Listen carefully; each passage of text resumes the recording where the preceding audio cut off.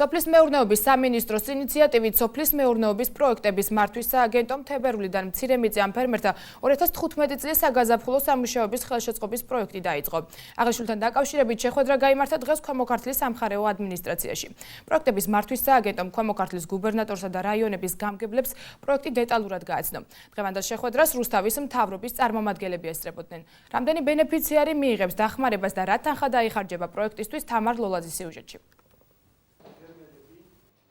საქართველოს მასშტაბით მცირემიწიან ფერმერთა 2015 წლის საგაზაფხულო სამუშაოების ხელშეწყობის პროექტით სარგებლობა სულ 800,000 ფერმერი შეძლებს. ამისთვის კი 50 მილიონი ლარი დაიხარჯება. გასული წლებისგან განსხვავებით წელს ფერმერები დახმარებას შეცვლილი სახით მიიღებენ.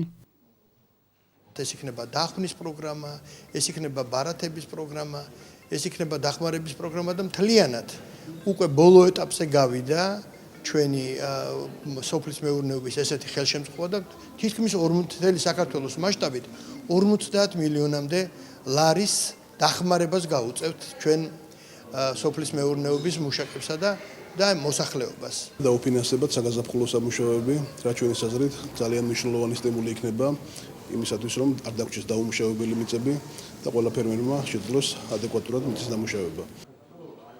მცირემიწიან ფერმერთა 2015 წლის საგაზაფხულო სამუშაოების ხელშეწყობის პროექტის ფარგლებში დახმარებას ქვემო ქართლის მასშტაბით 91,000-ზე მეტი ფერმერი მიიღებს.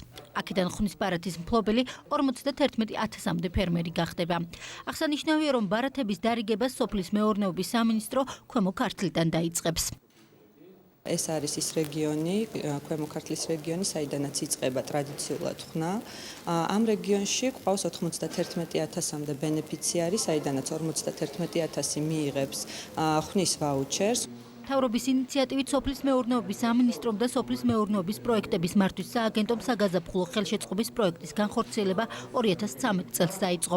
წელს 3 წლიანი პროექტის ბოლო ეტაპია. სამთავრობო პროგრამა 1 დეკემბერს დასრულდება.